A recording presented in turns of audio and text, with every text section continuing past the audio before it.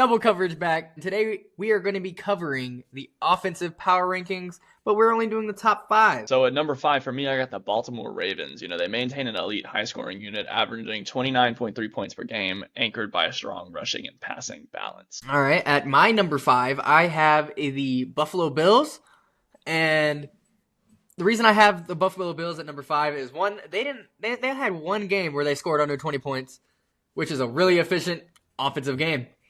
And they were 9th in the NFL for total points, sitting at 26 per game. 4th in the NFL for total offense with 376 yards a game. And we split that up between passing and rushing. They averaged 216 yards a game, which was 15th for passing.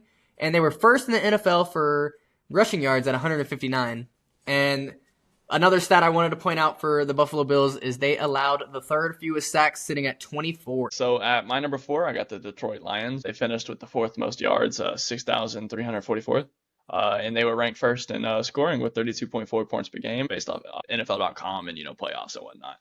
But I got them at number 4. My number 4, this is going to shock some people, but I have the Chicago Bears sitting at my number 4 best offense in the league. They were 6th in total offense, 3rd in rushing offense, 10th in passing offense, 8th in points per game. Again, with 26, but they were at like 0.5, so they're one above the Bills. And they also allowed, tied with the Buffalo Bills, 3rd fewest sacks in the league at 24. My number 3 is actually the Buffalo Bills. I got the top 4 team in total yards and ranked 2nd in scoring at 29.5, including playoffs per NFL.com. And you read all their stats already. You know how elite that offensive line is. So I have the Lions at my number 3. We just fucking flip flop. I'm gonna throw their stats in. They had the 3rd ranked passing offense, sitting at 253 yards per game. They had the 14th best rushing, which is not the best, but still sitting at 120 yards per rushing. But they were the 5th best total offense with 323 yards a game. And they were the 5th high scoring offense in the league. So I feel like they. To be fair, if you don't have a top 5 in passing with the golf master, you got problems. Fair. Ranking 3rd in passing yards per game is what really got me at number 3, though. Yeah, for sure. So at number 2, I have the Dallas Cowboys. They were ranked 2nd in total offense, leading the league with an average of 266.3 passing yards per game and 6,663 total yards. And like I said, back in the other videos with the top, I think they got one of the best offensive cores. So I also have the Cowboys at my number 2, and I do agree with you. They have one of the best, if not the best. They're competing with the best. You didn't hear me. You didn't hear me say it. But they have a really good offense. They were number 2 in total yards, sitting at 394. Only behind number 1 by 3 yards, by the way. They were 2nd in NFL for passing yards, only behind 2 yards by the best NFL or league fucking team in the NFL. They were 9th in rushing. They were 7th in points scored, and they had the 2nd best red zone conversion rate in the NFL, sitting at 84.2%. Whew. All right, now let's see if we're thinking the same on the same wavelength here for number 1. So for my number 1, I got the Los Angeles Rams at 6,709 total yards, playoffs included, or not playoff like total yards. You know what I mean? Fuck it, whatever. They finished with the highest total yards in the NFL, driven by a high-powered, efficient passing attack with a solid ground game to back. I also agree. Number 1, the Rams, 30 points per game, number 1 in the NFL. They also did have a good rushing offense, 7th best in the NFL. And what really got me at their number 1, besides the fact being 1st and 2nd and a lot of things, they were 1st in turnovers. Like, they only had 12 turnovers in total, which is crazy to say. Hey, that's why they're sitting at number 1 for me, man. They did elite with what they had. And like I said, they got, Puka Nacua. So, I mean, hey, we expect great things from them and him. Exactly. It's hard not to be the number 1 team in the NFL when you have the MVP quarterback, front runner for...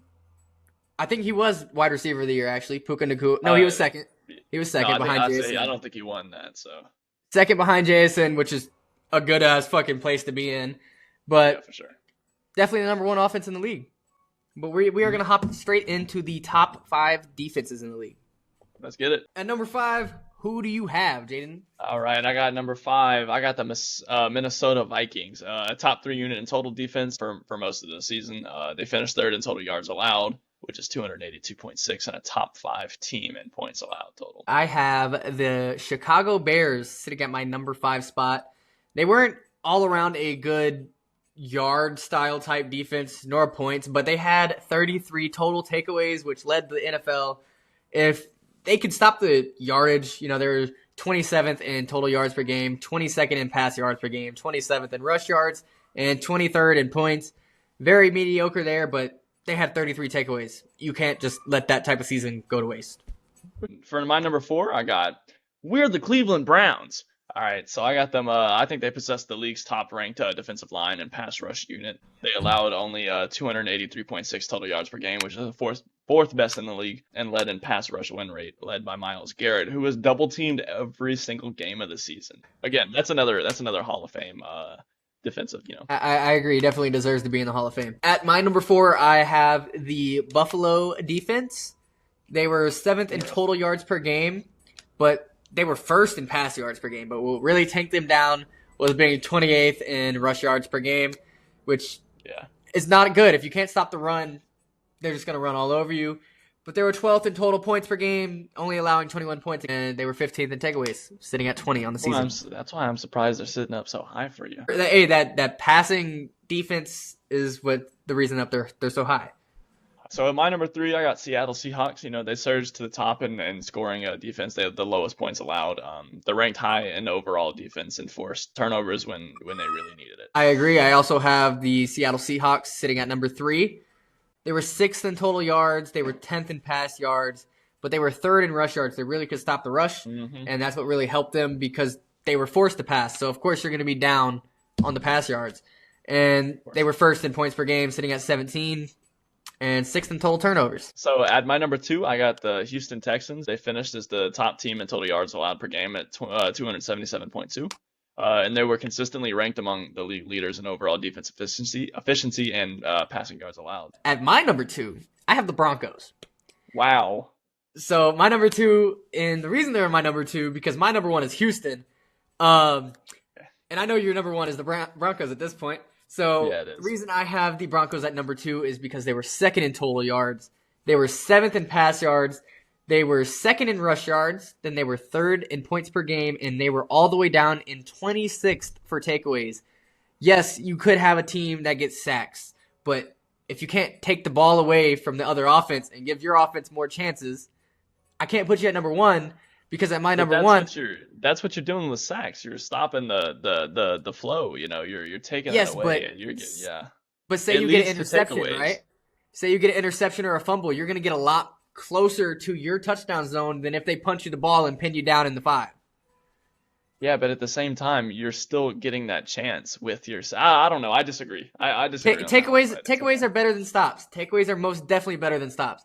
Because at my number 1, I got Houston sitting at 1st for total yards per game, 6th for pass yards, so 1 better than the Broncos, 4th in rush yards, so 2 worse than the Broncos, but then you got 2nd in points per game at 17, tied for 1st, pretty much tied for 1st, but you have, that's 1 again above the Broncos again, and then you're all the way down up at 3rd for takeaways, sitting at 29 takeaways on top of being able to stop the run, stop the pass, stop getting yards and stop getting points. If you can even get takeaways, you can get a great offense off of that.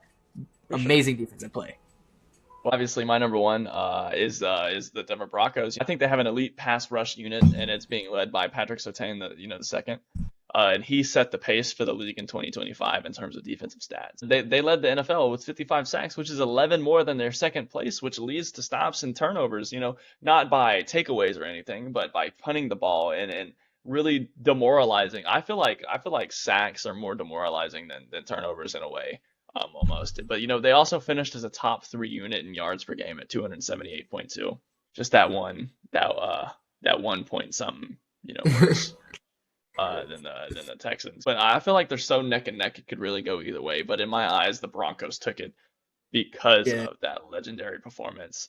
I see where you're coming from with the sacks, but again, my perspective from it is takeaways are more helpful for the offense than it is the defense. Yes, the takeaways are great. Yes, sacks are great. But I would rather have the ball at the 50-yard line than the ball at the 5-yard line because they made an amazing punt.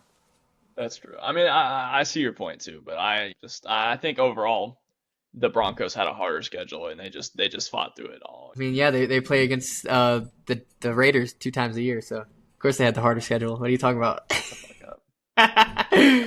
Oh, but yeah, that's our top 5 offenses and top 5 defenses of 2025.